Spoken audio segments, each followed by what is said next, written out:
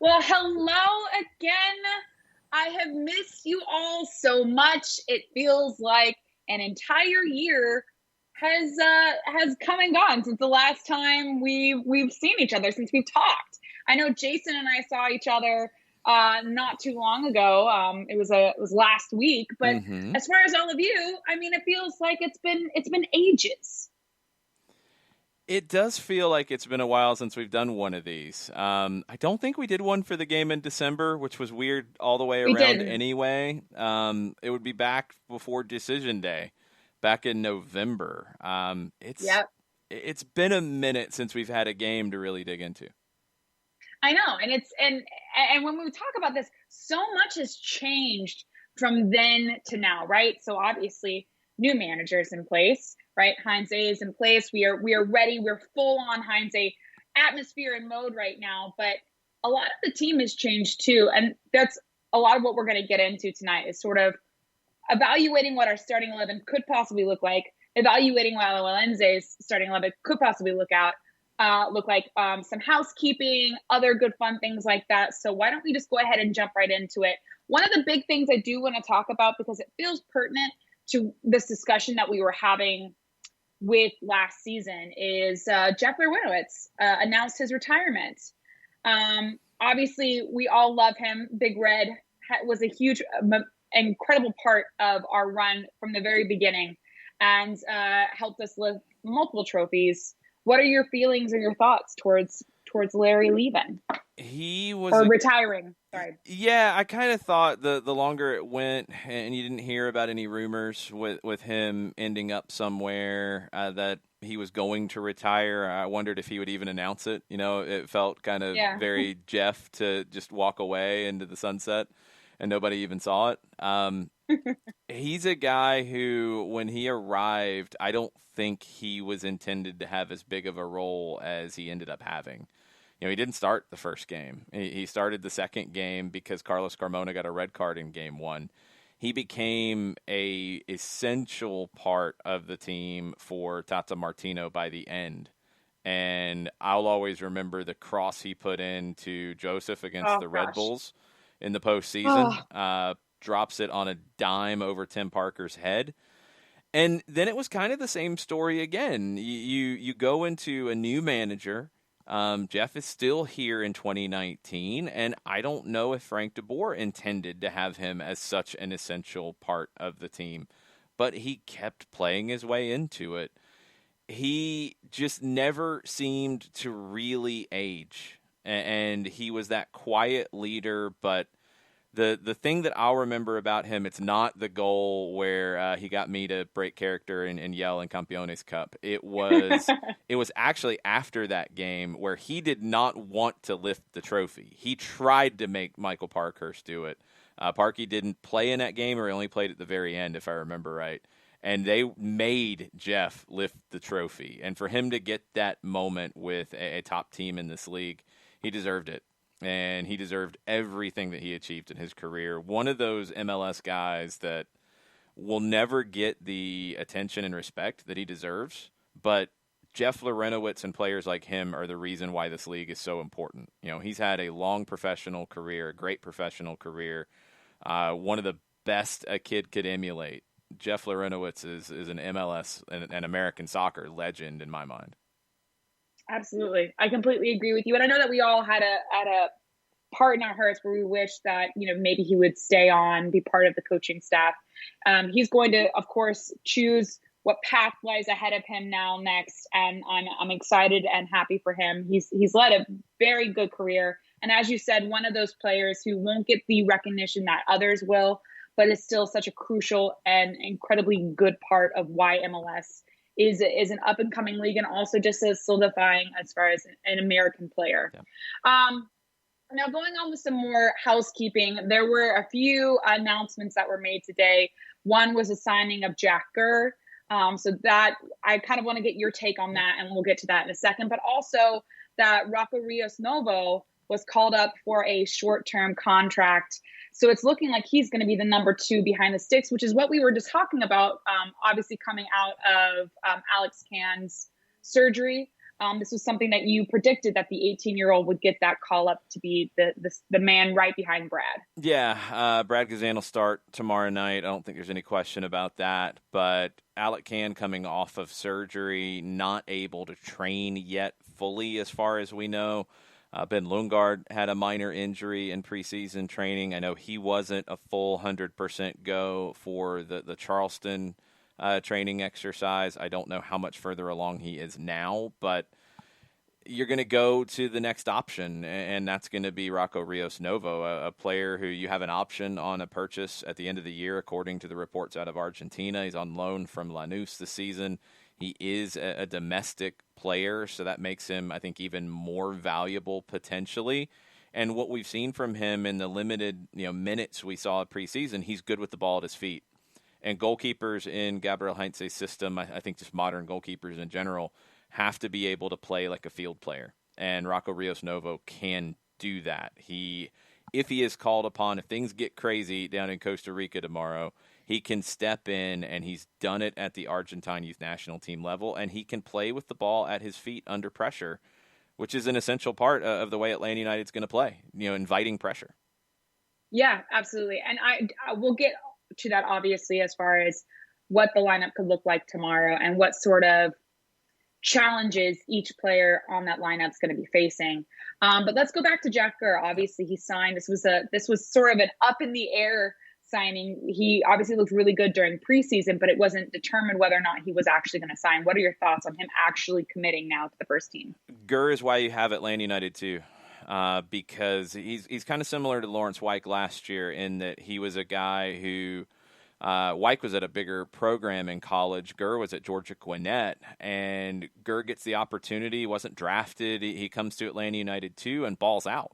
And just he was one of the best chance creators in USL Championship last year, playing from a right back position. He got goals for himself. He created goals for others, created a lot of dangerous chances. That's exactly what you want your right backs to do in this style of play under Gabriel Heinze. I think he got the invite maybe when Ronald Hernandez's paperwork was getting worked out and he wasn't available, and you're trying to go, team versus team in preseason training and get that intensity up. And I'm guessing he was very impressive, and he caught the eye of Gabriel Heinze. And look, I think he'll probably play for the twos a fair bit. I think Ronald Hernandez has maybe a little more upside, but nobody expected Jack Gurr to be in this position, and he'll be the backup tomorrow, I would assume.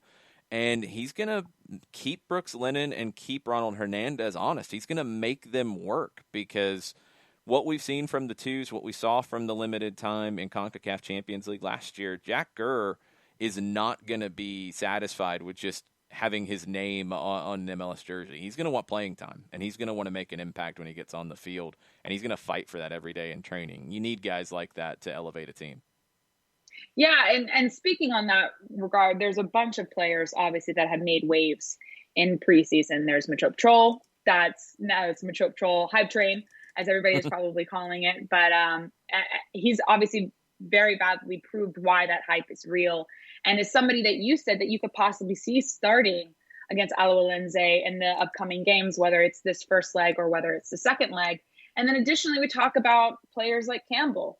Obviously, Campbell got a few chances last year to sort of solidify himself as that backup, but you're looking at him also, as you've said, as a possible starting partner to Miles Robinson in the game tomorrow. We saw both of them play together very extensively in preseason. Do we see that as being something that maybe Campbell gets a shot? And I know that I'm leading this in because that normally pre-ends into lineup, but these are sort of big questions when we're talking about backs, because obviously Franco is not, announced yet, still officially official. So we're still sort of apparently lacking depth in that position, even though we have walks, but we've seen Campbell and Miles working together exclusively during preseason. Yeah, you've got the depth for now. You'll get Alan Franco under contract, I would assume. I'd be shocked if that thing falls apart at this point. Um, for this match, we'll talk about it in chunks. We'll talk about the defense as a unit, including the goalkeeper, which will be Brad Gazan. I think it's Bello and Lennon out on the flanks. I'd be surprised if it's not those two. Robinson will start, and then the question that we've all had is it Anton Walks? Is it George Campbell? I don't think it'll be Santiago Sosa. There is the potential variant, because Sosa can play center back, of playing three center backs against Alajuelense's two forwards. I think you can start the match in the shape you've been working in preseason primarily, which is the 4-3-3, because Sosa as a holding midfielder can drop and become a center back just by changing his positioning. If that's what they need to do because the two forwards are causing them problems, they can do that. So who is it? Is it Walks or is it Campbell?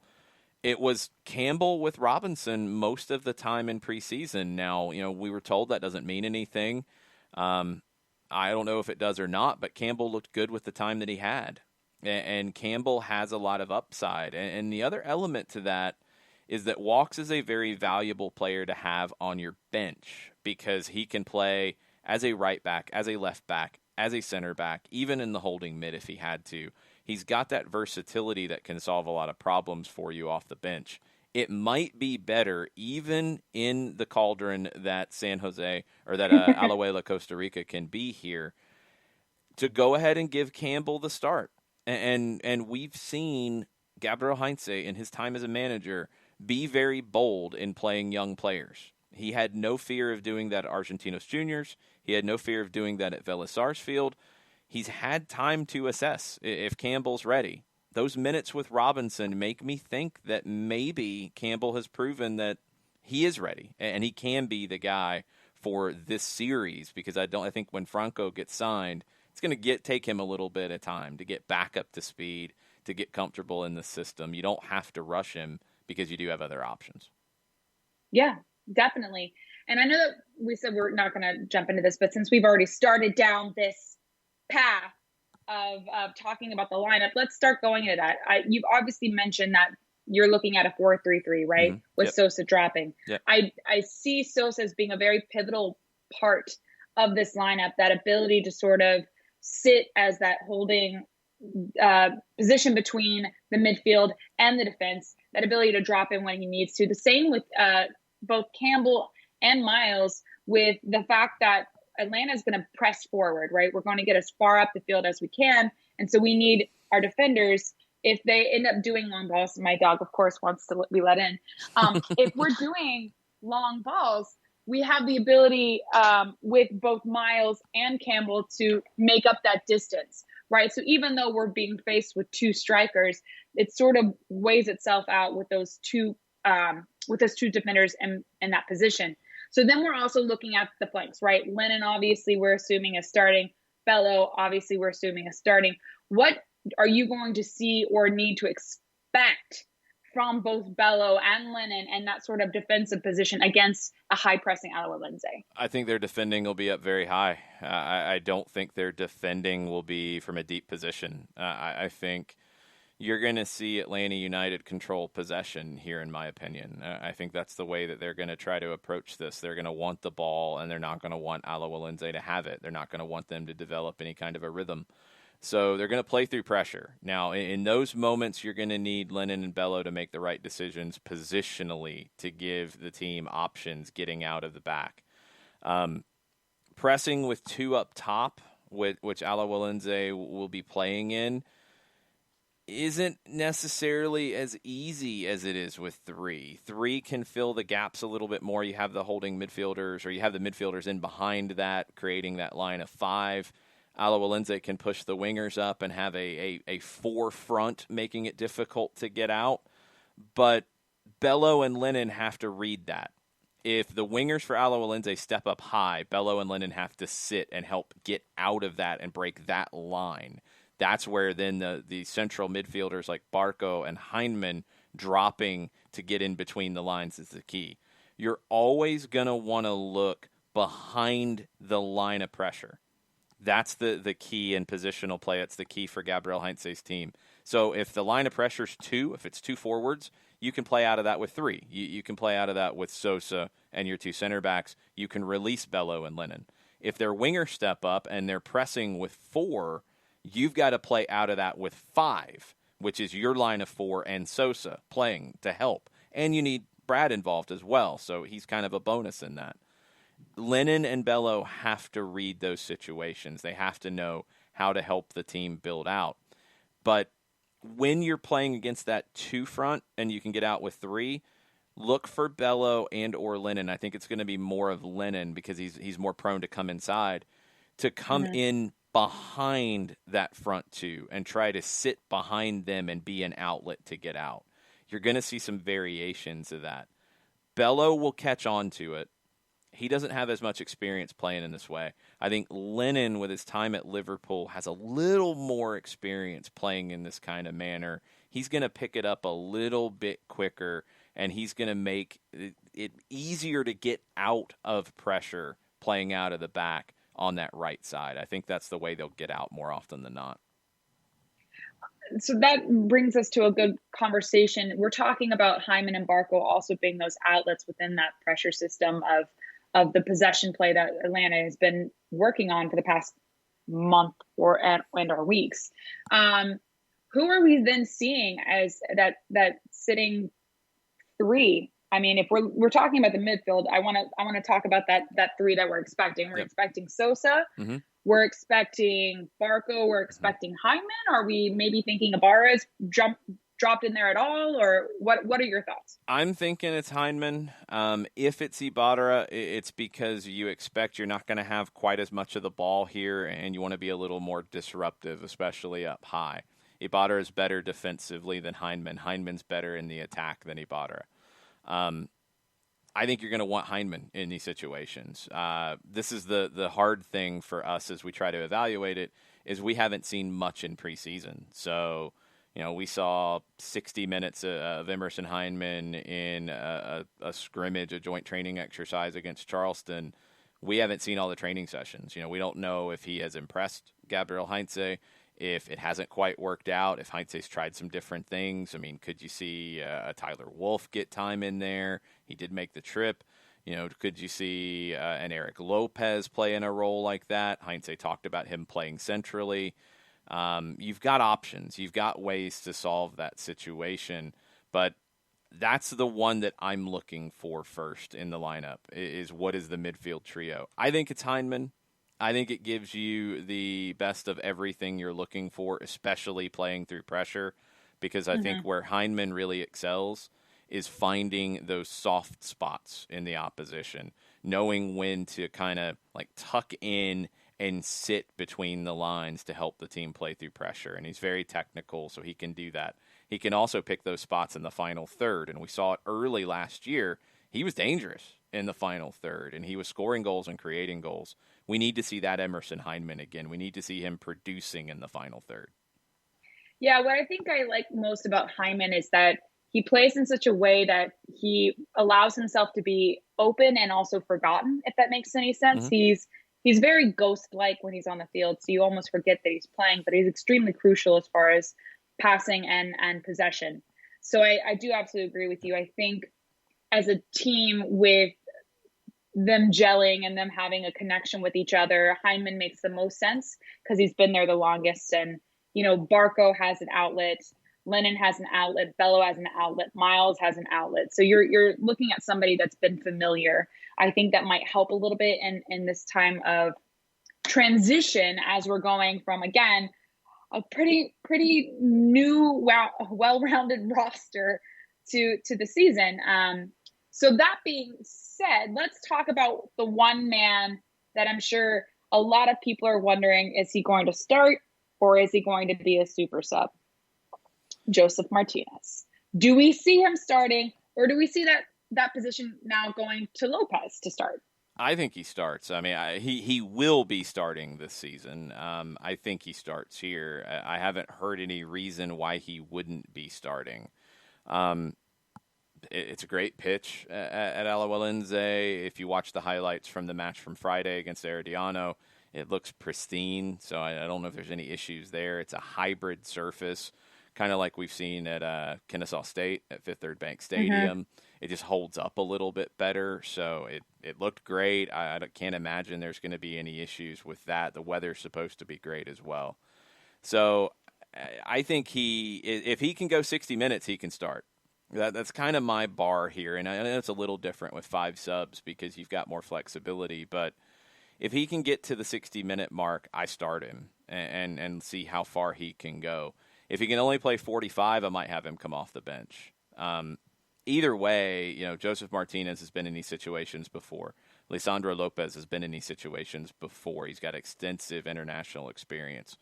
Either one of them are going to be a good fit up top in dealing with playing through pressure, because one thing you're going to need the forward to do, and we saw Joseph do it in 2019 quite a bit, drop and help build up play. And exactly. You don't want Joseph to just stand and wait for the ball to be delivered to him. You want him to be arriving for the ball to put it in the back of the net. So that's going to require movement. And it's a very simple set of moves from the forward. If you drop in, you help build up play, you loop around, you finish. It's those kinds of movements that I think Joseph is very good at anyway. You'd love to get him going as early as possible. It just depends on where his fitness is and where his sharpness is. If he can go 60, I think he starts. Yeah. And there's no real way of knowing that, obviously, because we haven't been privy to preseason training, and we've only seen a small sliver of what is available to us as far as our preseason games. Now, that being said, we have 2 open spots on the wings. We got a right wing and we got a left wing. Who are we seeing fulfill those spots? Do we see it being Dom, obviously, on the right is my thought. Yep. But then are we looking at Mulroney on the left? Are we looking at 2 absolute speed demons on either wing? Or are we seeing somebody like Eric Lopez drop into that position on the left? Are we seeing Machoke Chol drop into that position on the left? Who are we seeing on those 2 wings to assist with Joseph? I think it's Dom on the right, and I think it's Mulroney on the left. And I think it's those 2 because of their 1v1 ability. That's what the wingers are going to be defined by for Gabriel Heinze, is you want to create 1v1s out wide. Jurgen Damm thrives in those. Jake Mulroney, very good in the 1v1, one of the better dribblers in the team last season. Both can create for others. Jurgen Damm, good with the crossing from the right side. We know he can cut inside. He's cutting into his left. Mulroney can cut in on his right foot and unleash from the left side. That inverted winger is something that Heinze has played quite a bit with during his time at Vélez. Machoke Chol would be the wild card here, and he would make it really difficult for Alajuelense, just in the sense that they probably have extremely little tape on him. And he's such an awkward player to defend if you're not prepared for him. He really does remind me of Breck Shea when Breck was young, and you'd see this very tall, very fast, very long-legged player running at you who was really savvy on the ball. You couldn't get to the ball because his legs are so long. It's like a boxer with a long reach. You can just keep him away. He can always get a touch on the ball and keep moving. And Machope has been playing with a lot of regulars in preseason. From the way we've seen the lineups work out, it seems like players have a lot of confidence in him, a lot of trust in him. For him, it's just the complete game. I think on the ball, he feels like he's at home. It's just the movement off the ball, the positioning off the ball, reading the game. The positional play model is chess. There is a lot of thinking about what you do and what you're setting up. That can be a lot for a rookie. And Machoke Chol is a professional rookie, has that experience at Wake Forest, but that helps him. It doesn't fully prepare him for this. It does help that you're going to be in a game with no fans in the stands. That does help a little bit. If you're going to get, your first CONCACAF Champions League game, you're going to be just dealing with the opposition. And I think Machoke Chol can hold his own. Mulroney's the safer option. Chol would be the absolute wild card. And with 5 subs, you could go with the wild card here. You could. You for sure could. And that again, you're king of segues. Gosh, Jason, geez. So that's one thing I have not seen your rundown, so I'm just getting lucky. Exactly. So that was one of the things I wanted us to lead into is we're talking about, the let's just say the starting 11 is set, right? We're looking at Brad and goal. Mm-hmm. We're looking at Miles and Campbell as the two center backs. Yep. Lennon on the right, Bello on the left. You're looking at Sosa, Barco, Heineman, Mulroney on the left, Dom on the right, and then Joseph to start up. But now let's look at subs, because subs are going to obviously play a crucial part of this game, whether it's freshness of legs, because, you know, Alajuelense is in their season, they've played, 15 games now? 16 games? 16 in the current Clausura. So they're obviously, their fitness is going to be a little better than Atlanta United at this point in time. So we're going to have to really use those subs effectively. How do you see that playing out? I feel like, again, this whole discussion with Joseph, and is he going to be able to go 60? And if he can go 60, let's start him. Then do we see somebody like Lisandro Lopez, you know, coming in to fill that void when Joseph leaves? That'd be my guess. I mean, it would depend on where the game is at that point. You might want more of a hold-up player than Lisandro. Maybe you go Kubo. Maybe you go Jackson Conway at that point. I think it's Lisandro. My guess is Joseph and Lisandro split the time up top. I think Mulroney and Chol split the time on the left wing, and it depends on who you want to start and who you want coming off the bench. You have Ibarra who can help lock the game down a little bit if you get where you want. If you get a goal and you want to be a little more disruptive, a little more defensive up high, Ibarra for Heineman would make a lot of sense there. You could bring him in to have two holding midfielders if you do want to sit just a little bit deeper. That's an easy thing to do here with the pieces you have. You've got options off the bench. If you go with the lineup we talked about, you've got Lisandro Lopez as a potential game changer up top. You've got Machop, Chol, or Jake Mulroney to come in with fresh legs on the wing. You've got Ibarra who can change the personality of your central midfield. You've got Anton Walks who can play anywhere on the back line. So you've got guys who can change the way that your team plays. You've got Mikey Ambrose who can come on for Bello if you want maybe a little more security, little more experience in some of these situations. You've got things you can do to change the team from the bench, and that's what every manager wants. It's not just about having like for likes on the bench. You want to be able to switch things up a little bit. You want to be able to either change the personality, change the structure, change the way the team plays. I think Gabriel Heinze is going to have all of those options with this bench. Yeah. So that being said, let's move into Alajuelense, right? Mm-hmm. So like we said, they're 16 games into their Clausura.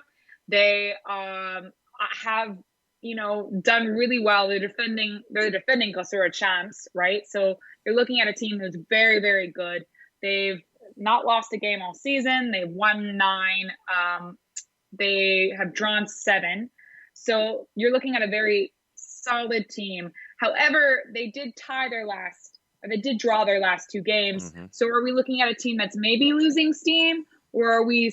I mean, it's still going to be a hard team to get past regardless. And one thing I do want to mention is Felipe Cardenas tweeted that the Alajuelense players, as far as on the second leg, some of their starters are not going to be able to travel. So do we see them as of now? Yeah, correct. That could change. It could change, but do we see that possibly changing their narrative going into that first game? Do they see the first game then being all out, we have to get as many points on the board type of game against Atlanta United tomorrow? I think that would be their approach anyway. I think they will be as aggressive as they can be. The thing is, you look back at the last 4 games they've played. Now, they have had a lot of absences over these 4 games with players away to the U23s. They had 7 players in Guadalajara for Olympic qualifying. They had 4 guys go to the national team for games against Bosnia and Herzegovina and Mexico. But a scoreless draw on March 13th, a 1-1 draw on March 20th, a 1-0 win on March 30th, a 1-1 draw on April 2nd. They're not scoring a lot of goals. They're not really inspiring a whole lot here. They're good defensively. They do have firepower up top, but they're not a team that has really put their stamp on games against lesser competition. And that's the reality when you compare the Costa Rican League to Major League Soccer and compare it to Atlanta United. They haven't been dominating games lately against weaker teams. Can they elevate their game here? They're going to be at home. They know what's at stake. They haven't been in this tournament in a while. They are a very proud club with a lot of expectations, and that is hanging over their head a little bit. If they're going to be missing some players more than just Marcel Hernandez, who we know is missing for the second leg because he can't leave the country, and we've talked about it a lot on SDH, you're going to have to go for it a little bit here. And they're an older team. They're not exactly a fast team. The more they go for it, the more space they're going to open up. I think if Atlanta can make the game play out at a very fast pace, Alajuelense is going to struggle to keep up with that. Okay. So what are we seeing as the key factors in this game? You just said speed was one. Do we see fitness and the subs at the right time as far as keeping that pace up for Atlanta as being a key factor into possibly walking away with a draw or a win on this game? Yeah, that's a really good shout. I think you have to use your subs strategically, and having five. Gabriel Heinze hasn't managed in a situation where he's had five. That's a bonus for him. When he stepped away from Velez, it was right before the pandemic started. So he's going to have two extra subs than he's used to. How does he use them? And he's a thinking, kind of guy here. He's not just going to say, oh, well, I've got two extra subs. If somebody gets tired, I can bring them on. He's going to be strategic with it. And for somebody who wants to make the game fast, who I think at this point, because you're not going to be 100% sharp, make the game chaotic, maybe a little less controlled chaos than what he'll usually look for. Yeah, you use your subs. I mean, if it is used to at halftime, if you think you can get 45 out of Joseph, if you can get 45 out of Chol or Mulroney to start, bring on fresh legs for the second half, then you're down to your normal three subs. You could go that route. I think you want to make this game play as fast as possible. You want to create 1v1 situations for your wide players. If Alajuelense plays their veteran guys in the back, Junior Diaz, who did start on Friday, he started at left back at 37 years old, and he wasn't really getting forward a ton. If he starts in the back, if Cubero starts in the back, if Areola starts in the back, who was rested on Friday, that's 32, 35, and 37. And they're playing in a league that is a much slower pace. So if you get Joseph, Dom, Mulroney running at them early, they're going to struggle with that. I think it is make the game as fast as possible. It is create 1v1s, win your 1v1s, and limit the damage when things fall apart, because they will. It will. Yeah. You're gonna have situations where you press up high. They're gonna beat it. You're gonna get caught with odd numbers back. You're gonna have to deal with that. Limit the damage. Try not to pick up early cards. Don't give up goals in those transition moments. Brad's gonna need a big save or two, and you've got to be tidy when you build out of the back. You can't give anything away to Alajuelense in those situations. They're going to get some opportunities because they're a good team and they're a veteran team. They're going to break your pressure at some point. Don't give them a gift with a bad giveaway in your own half. You're going to play through pressure. You're going to risk that. But be smart. If you have to give away possession, give it away longer, give it away to the sides, give away throws. Don't give away a ball that can be driven right back down the middle at your goal. Absolutely. So before we take some questions here in the final run up minutes, as one would say, I wanted to sort of ask you, predicting wise, who do you see as being as the most crucial man in this match for Atlanta United? Santi Sosa. I think it's Sosa because he'll set the pace, and if he reads the game well, Atlanta United will be fine. I think he's going to have to defend more than maybe we see him defend a lot this season because they'll have two up top. He'll have to deal with that. When he is able to put his foot on the gas and drive this team forward from his holding midfield position with that progressive passing, with picking out players between the lines, that's when this team can really put Alajuelense under pressure. If Sosa plays well, I think Atlanta United gets the result they want. And by all means, everything I've seen of Sosa makes me really excited, but this is going to be that sort of pivotal moment for him. Obviously, in the CCL games to the run up of the actual season. It's going to be very wonderful, but also nerve wracking to see sort of how this plays out. And a lot of these players are new to Atlanta United fans. So you're going to have to learn a lot of new names. You're going to have to learn a lot of player movements. You're going to have to learn what some players are known for on the bad end, but also on the good end, as we saw with, Franco, and understanding that he's going to get a card a time or two, and other players of that nature that you learn their little ticks. So it's exciting to see a lot of new players. It can be nerve-wracking because it feels like you showed up for a test, but you don't know what the test is about. So it's that sort of narrative. So let's go ahead and start jumping into some questions. Obviously, Jason, if you see a good question that you want to take on, you let me know. But Not Kefsey asks, who takes the free kicks and PKs? Barco. I would imagine Barco with PKs as well, or do you see that being Joseph? PKs when Joseph is on the field will be Joseph. Free kicks will be Barco, and when Joseph's not on the field, it'll be Barco. Yeah. Okay. I would agree with that. And then Fender X_X, what player chemistries are we looking forward to? I know for myself, it's going to be Dom and Joseph, just because we didn't see that combination last season, because Dom came in towards the half of last season, and obviously Joseph was out for the full.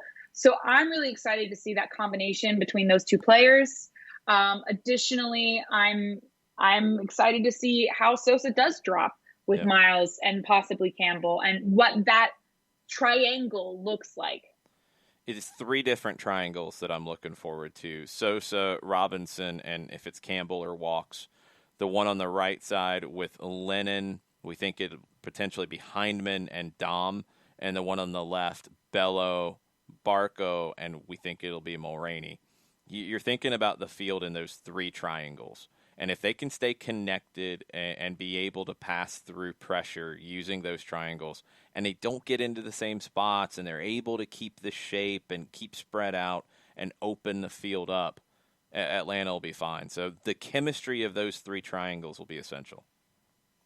And then the last question I see here, I know we talked a little bit at Machope if he plays, and sort of his advantages as far as being a player that they haven't really scouted very much. They don't have a lot of tape on him, so they're not really sure, how he plays on the field. But do we see Machope using his height as an advantage against Alajuelense? Yeah, especially on the back post. If you work down the right side, and Jurgen Damm is very good at creating space for crosses, if he's putting in crosses to the back side, Machope Chol crashing in from the left at 6'4" will cause Alajuelense problems, because it's one thing to deal with 1v1 with a forward, and Joseph can even be tricky with this because of his movement inside the 18. It's very good.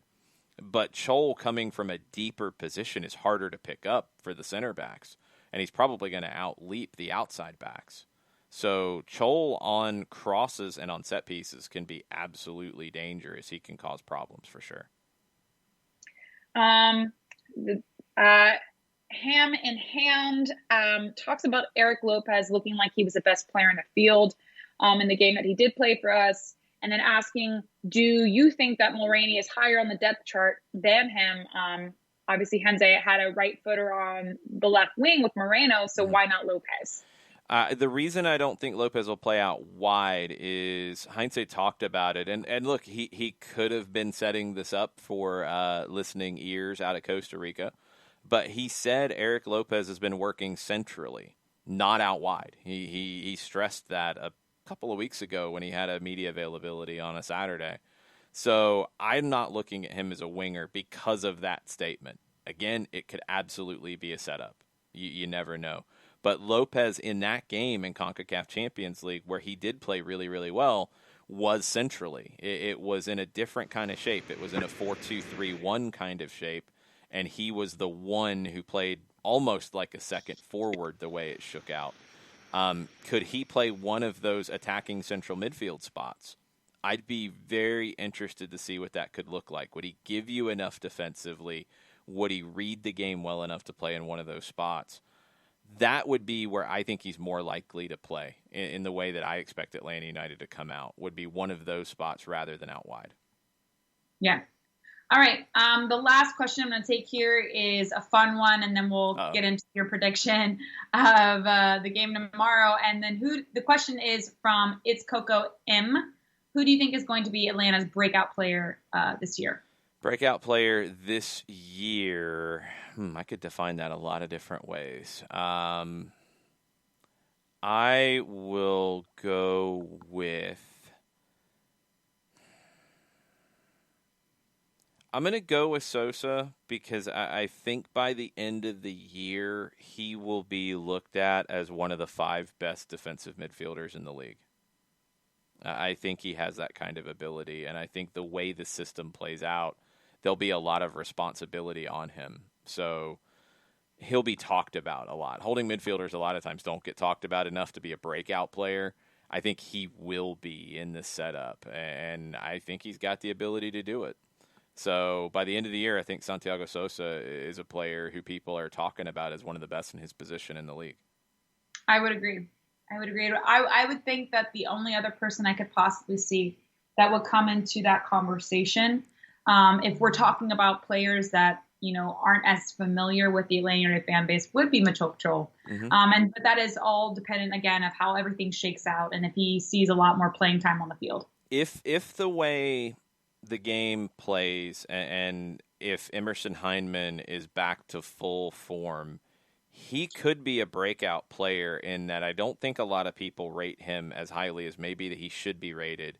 And I think if the system plays the way that I expect, he's going to get opportunities. If he produces, he can be a double-digit goals plus assists guy in the way this team will play. He's going to have those chances if he earns the time. That's the question. We just don't know yet. But he could be a sneaky pick for the breakout star of the season. It'll be exciting. And we are playing, obviously, Alajuelense tomorrow night at 8 p.m., so please tune in for that. I'm sure just ask all of your questions to Jason between now and tomorrow, and he's just going to answer all of them because that's just what he does. Pretty much. Soft on of all of it. So the last question I have and what I sort of want us to end on is your score prediction for tomorrow. I haven't even thought about this yet because that's usually how I do these. I kind of come after we talk about it for a while. It's a little bit of a gut feeling, and knowing that it was coming soon, I keep coming back to 2-2. I keep coming back to a 2-2 draw. I think it'll be a little sloppy. I think Atlanta will give up a bad goal. I think they will get a bad goal. I think Alajuelense will catch Atlanta with a good break at one point, and I think Atlanta will score a nice goal and give us a really good glimpse of the way this team can create opportunities. So if it's 2-2, I'm ecstatic. Like I have no problems with that. Getting out of Costa Rica with 2 away goals and level on aggregate, that would be absolutely fine. I'll take it. Yeah, that's obviously a good score. I don't know. My gut's going with a 2-1 Atlanta. I feel like it is going to be pretty tied. And even throughout the entire match, I do feel like one of those late subs is going to come on and sneak one in. And then we're walking away with 2 away goals. Again, I do think we're going to get 2 away goals no matter what. I just also don't want us to be entering into that game with conceding a goal within the first 5 minutes. No. So I'm going to knock on wood now that I just said that out loud. We want no part of that. No part of that. Don't bring that into our lives. Come on. I just knocked on wood. I'm knocking on wood. All right. I hope it works because if it doesn't, I know who to call. Yeah, exactly. I'm going to stay away from my DMs tomorrow if anything turns. What did you do? Well, either way, thank you guys so much for joining in. I've missed all of you. I've missed seeing just random conversations going on in the chat. I've missed this, and I'm extremely excited to be able to, go see a game in person soon. And it feels like everything's starting over again in a weird, like, what is soccer? Atlanta has a team? Oh, we're playing again type of feel, What is it like to be around a whole bunch of people in the same place? I have no idea. Like a bunch of people. Like, what is it going to feel like? And I told this with you, and I'm going to be very adamant about it. I am the first beer shower I get in the supporter section after that large train horn and smoke that just comes up with the pyrotechnics. Oh, it's going to be beautiful. It's going to be so beautiful. I do think it's hilarious that we had talked about it and we decided we were going to do 30-minute shows this season. Yeah, I know. And it's not. Yeah. Yes. I know it's supposed to be 30, but you know what? I figured this was probably going to go a little longer because there's a lot of catching up that has to be done. There's a lot of players that people aren't really familiar with. The next one, I promise, will be short and sweet and beautiful. Promise. It's all good. We'll have a game to break down. We'll have the second leg. This will be same time next week is the plan. After soccer over there, before the Tuesday game. Stay tuned for programming stuff tomorrow. Mike Conti and I will have a preview on Facebook.com/929thegame, kind of like our countdown to kickoffs. That will go up before the game starts. We will be doing something during the game, either on Twitch as a watch along or over on our Discord channel, or maybe a little bit of both. It could be a lot of anxious watching and talking, and we will have some form of a post game. So stay tuned to all of that. We're still in preseason form too, but hopefully you enjoyed our first run up of the season. Yes, and there's many more to come. I'm excited about it. But either way, before I can say anything else, cheers everybody. I will see you all on Twitter tomorrow.